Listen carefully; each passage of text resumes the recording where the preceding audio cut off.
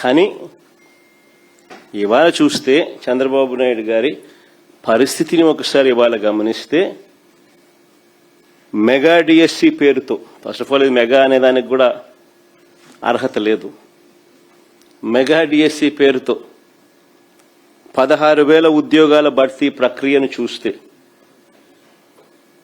అది వేరే విషయం. ఇందులో 6,100 మా హయాంలోనే మేము నోటిఫికేషన్ ఇచ్చిందే ఆయన రద్దు చేసి దాన్ని క్యాన్సిల్ చేసి 6,100 కూడా దీంట్లో యాడ్ చేసుకుని మొత్తంగా 16,000 నోటిఫికేషన్ ఇచ్చినాడు అనేది పక్కన పెడితే, అయినా ఇది మెగా అనే జాబితాలోకి ఎక్కడ రాదు. కానీ ఆ మెగా డిఎస్సి పేరుతో ఈయన నిర్వహించిన ఈ 16,000 ఉద్యోగాల భర్తీ ప్రక్రియ చూస్తే ఎంతమంది ఆవేదనతో ఉన్నారు ఈ రాష్ట్రంలో అన్నది కంటికి కనిపిస్తూ ఉంది. వీళ్ళు చేసిన గోల్మాల్ వ్యవహారాలతో, వీళ్ళు చేసిన స్కాముల నిర్వాహకం వల్ల ఎంతమంది కన్నీళ్లు పెడతా ఉన్నారు ఈరోజు రాష్ట్రంలో కనిపిస్తూ ఉంది. నిజంగా ఎంతమంది రోధిస్తూ ఉన్నారు అన్నది కూడా కనిపిస్తూ ఉంది. గవర్నమెంట్ అంటే ఒక భరోసా, అలాంటి భరోసా ఈరోజు పోయిన పరిస్థితుల్లో ఈరోజు ఈ రాష్ట్రంలో ఈరోజు మన పిల్లలు, జెన్జీ పిల్లలు ఇవాళ కొట్టుమిట్టాడుతూ ఉన్నారు.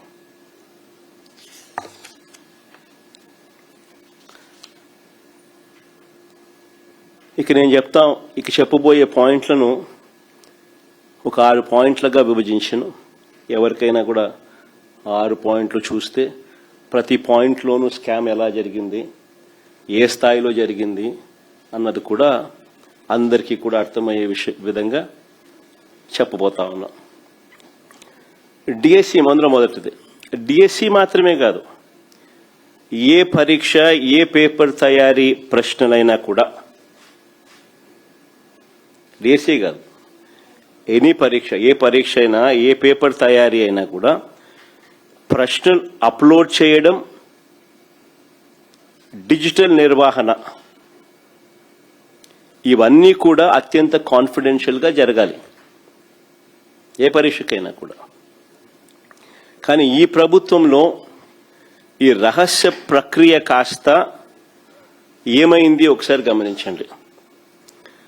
DSC question papers, DSC question పేపర్లను ఎస్సీఈఆర్టీ అంటే state council of educational research and training వీళ్ళు తయారు చేస్తారు క్వశ్చన్ పేపర్ను. పరీక్ష నిర్వహణ అంటే పరీక్ష నిర్వహణ బాధ్యతలు డిఎస్సి కన్వీనర్ చూస్తారు. మామూలుగా 2 డిపార్ట్మెంట్స్, ఒకటి ప్రిపరేషను, ఒకటి నిర్వహణ. కానీ చంద్రబాబు గారి ప్రభుత్వంలో డిఎస్సి కన్వీనర్ను పక్కన పెట్టేసినారు. పక్కన పెట్టి క్వశ్చన్ పేపర్ తయారీ ప్లస్ పరీక్షల నిర్వహణ, ఈ 2 బాధ్యతలను కూడా ఒకరికే, ఎస్సీఈఆర్టీ డైరెక్టర్కి అప్పగించారు. ఇది మొట్టమొదట బీజం పడింది. ఇక్కడ నుంచి స్కీమ్ అనేది స్కామ్గా ఎలా మారింది అనేది ఇక్కడ నుంచి స్టార్ట్ అవుతా పోతా ఉంది.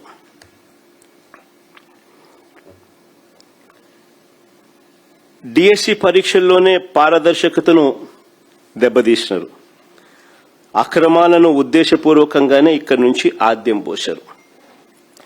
చాలా కాన్ఫిడెన్షియల్గా జరగాల్సిన ఈ క్వశ్చన్ పేపర్ తయారీని చూసుకోండి. ఇక్కడ నుంచి చాలా కాన్ఫిడెన్షియల్గా జరగాల్సిన ఈ క్వశ్చన్ పేపర్ తయారీని, దాన్ని అప్లోడ్ చేసే పనిని అవుట్సోర్స్డ్ ఉద్యోగుల చేతుల్లో పెట్టకూడదని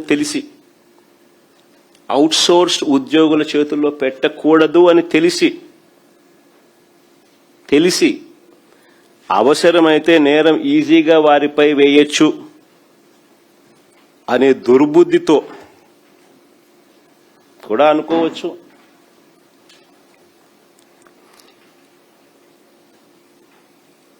ఏకంగా ఈ ప్రక్రియను అవుట్సోర్స్ కాంట్రాక్ట్ ఎంప్లాయీస్తో చేయించారు. ఆశ్చర్యం ఏమిటో తెలుసా? కృష్ణా జిల్లాలో ఇందులో పనిచేసే అవుట్సోర్స్డ్ ఉద్యోగి కృష్ణా జిల్లా సోషల్ స్టడీస్లో ఫస్ట్ ర్యాంక్. కృష్ణా జిల్లాలో సోషల్ స్టడీస్లో ఫస్ట్ ర్యాంక్. అంతటితో ఆగిపోలా. టీజీటీ అంటే ట్రైన్డ్ గ్రాడ్యుయేట్ టీచర్ తెలుగు పరీక్షలో జోన్ 2లో 6వ ర్యాంక్ సాధించినాడు. చూడు ఫస్ట్ ర్యాంక్ ఎంత బాగుందో. Naveen Purama, father's name Radhakrishna, first rank.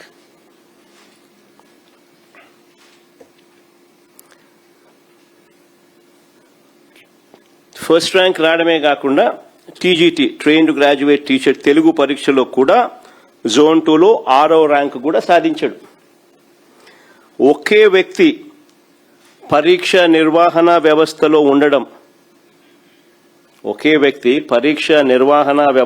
ఉండడం, అదే వ్యక్తి అవే పరీక్షల్లో టాప్ ర్యాంకులు రావడం.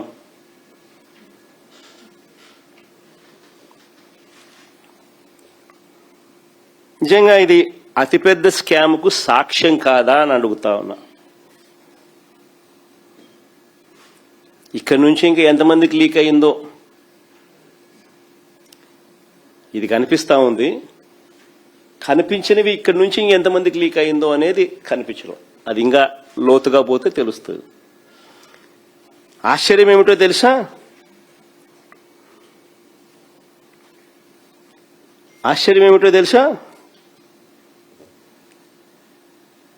ఒకే వ్యక్తి పరీక్ష నిర్వహణ వ్యవస్థలో ఉండడం, అదే వ్యక్తికి అవే పరీక్షల్లో టాప్ ర్యాంకులు రావడం, ఇదొక పెద్ద స్కామ్కు ప్రత్యక్ష సాక్ష్యంగా అవునా కాదా అన్నది ఒకవైపున ప్రశ్నిస్తూ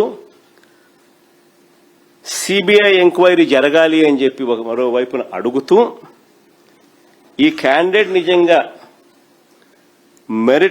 మెరిట్తో ర్యాంకు సాధించాడు అని మీరు భావించి ఉంటే, ఇంకా ఆశ్చర్యం ఏమిటో తెలుసా? ఇక్కడ చూడండి, ఇంట్రెస్టింగ్గా ఉంది కథ. ఇదే క్యాండిడేట్ ఇంత మంచి ర్యాంక్ వచ్చింది కదా, మరి క్యాండిడేట్కు ఉద్యోగం రావాలి కదా.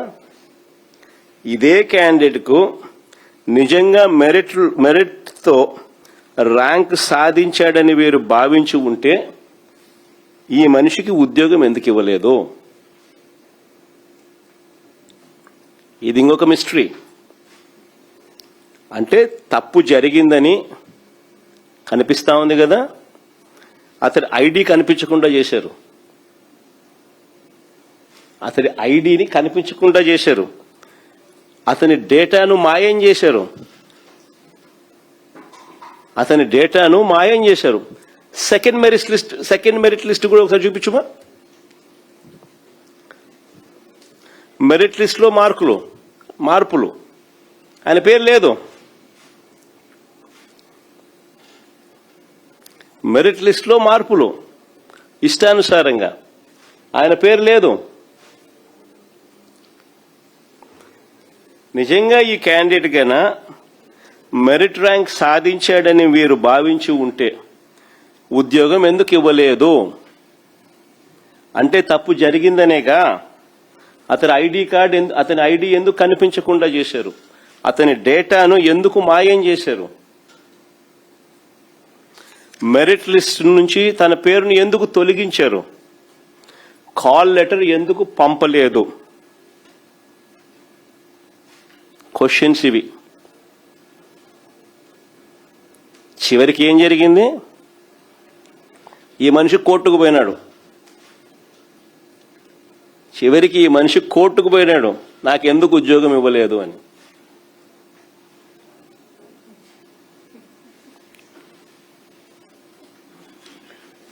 మనిషి ఇప్పుడు కోర్టు కేసు ఉంది. ఆ మనిషి కోర్టుకు పోయినాడు, నాకు ఎందుకు ఉద్యోగం ఇవ్వలేదని.